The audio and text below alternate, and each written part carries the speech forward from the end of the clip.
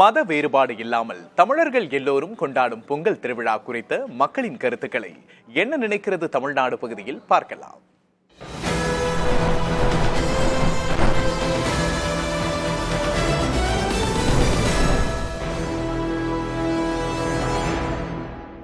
வாசலெல்லாம் முடிவு கழுகி வாசல்ல அடுப்பு பறிச்சு பெரிய பானை 2 பானையில ஒரு பானையில வெண்பொங்கல் ஒரு பானையில சக்கரை பொங்கல் ரெண்டும் சூரியன் விழுகிறதுக்கு முன்னாடி பொங்கல் விழுந்து பொங்கல் படைச்சு முதல் நாள் சங்கராந்தின்னு எல்லாம் படையல் முழுசா படைப்போம். மறுநாள் பொங்கல் வச்சு அதெல்லாம் அபிஷேகம் சாமிக்கு படையல் போட்டு சமையல் பண்ணி அதை வச்சு மறுநாள் பூஜை பண்ணி எல்லா உறவினர் நண்பர்கள் எல்லாரையும் அழைச்சி எல்லாருக்கும் பகிர்ந்து எல்லாரும் மகிழ்ச்சியா உண்டு அன்னைக்கு சந்தோஷமா இருக்கும். அந்த காளையோட திருவிழா பார்த்தீங்கன்னா மத வேறுபாடு என்று எல்லா மதத்திலும் நம்ம காளையை வருஷ கணக்கில் வளர்த்து அது ஒரு உற்சாகமாக அது பொங்கல்னாவே அவங்களுக்கு ஒரு வேகம் ஒரு சந்தோஷம். அதை எல்லாரும் மக்கள் ரொம்ப ரசித்து ஒரு கொண்டாடக்கூடிய ஒரு திருவிழா. நண்பர்களோட சேர்ந்து பொங்கல்லாம் ஷேர் பண்ணி சாப்பிடுவோம், எல்லாம் பண்ணுறோம். அதனால பொங்கல் மதத்துக்கு சம்மந்தம் இல்லை. இது பொங்கல் நம்ம தமிழர் உணர்வுக்கான ஒரு திருவிழா தான் பொங்கல் பண்டிகை. பொங்கல்லாம் வச்சா பக்கத்து வீட்டில் எல்லாத்துக்குமே கொடுத்து எந்த இதுவுமே இது பண்ணாமல் கொண்டாடுறது பொங்கல் திருநாள் தான். பொதுமக்கள் அனைவரும் சேர்ந்து கொண்டாடக்கூடிய தமிழர் திருநாள். இதில் மதம் ஜாதி வேறுபாடு என்பது மொழி வேறுபாடு என்பது கிடையாது. இந்து ஃப்ரெண்ட்ஸ் இருக்காங்க, முஸ்லீம் ஃப்ரெண்ட்ஸ் இருக்காங்க.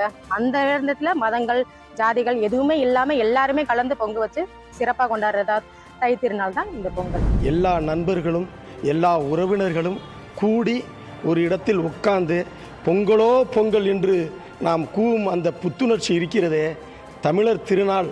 அதுதான் ஒரு மிகப்பெரிய ஒரு எங்களுக்கு ஒரு புத்துணர்ச்சி. உழவர்களுக்கும் சூரியனுக்கும் நன்றி சொல்லும் விதமாக இந்த பொங்கலை நாங்கள் கொண்டாடுறோம். எல்லாருக்கும் இனிய தை திருநாள் நல்வாழ்த்துக்கள். தமிழர்களோட வீர விளையாட்டுகள், பாரம்பரிய விளையாட்டுகளான வழுக்கு மரம் ஏறுதல், கோலப்போட்டி, கபடி போட்டி, இன்னும் சில விளையாட்டு போட்டிகளாக வச்சு பொதுமக்கள் எல்லாமே சந்தோஷமாக இருக்கணும், கிராமத்து மக்கள் எல்லாமே சந்தோஷமாக இருக்கணும்னு சொல்லி மகிழ்ச்சியை வெளிப்படுத்துகிறோம்.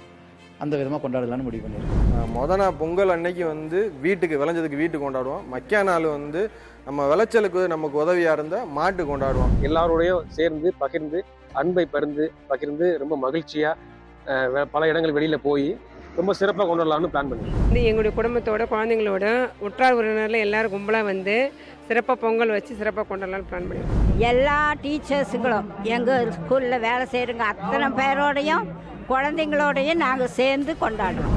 அந்த மதம் இந்த மதம் இல்லை, தமிழ்நாட்டில் எல்லாரும் ஒரு தாயா பிள்ளையாக தான் இருக்கிறோம். ஆகவே எல்லாரும் மகிழ்ச்சியாக இருந்து ஒன்று சேர்ந்து நாளைக்கு இந்த பொங்கலை கொண்டாடுறோம். நாங்கள் பொங்கல் எல்லாம் ஃபேமிலியாக சொந்த ஊருக்கு போய் கொண்டாடுவோம். அங்கே அந்த வயல்வெளியோடு கொண்டாடும் போது அது இன்னும் சந்தோஷமாக இருக்கும். எல்லாரும் சேர்ந்து ஒன்றா சமைச்சு சாப்பிடும் போது ரொம்ப சந்தோஷமாக இருக்கும். பொங்கல் நாளையும் பிடிக்கும். எல்லாருக்கும் ஹாப்பி பொங்கல். பொங்கல் நாங்கள் ரம்ஜானுக்கு பிரியாணி வச்சு சாப்பிட்ற மாதிரி பொங்கலை அந்தளவுக்கு நாங்கள் செய்யணும் அப்படின்னு சொல்லிட்டு வந்தோம். இதில் முஸ்லீம், இந்து முஸ்லீம்ங்கிறதுலாம் இல்லை, கிறிஸ்டின்ங்கிறதுலாம் இல்லை. அனைத்து விவசாயிகளும் அனைத்து மக்களும், இந்தியாவில் உள்ள மக்கள் அனைத்தவரும், தமிழ்நாடு முழுவதும் உள்ள மக்களும் இதை கொண்டாடக்கூடிய ஒரு சான்ஸ் வாய்ப்பு இறைவன் அருளால் கிடைக்கிறது.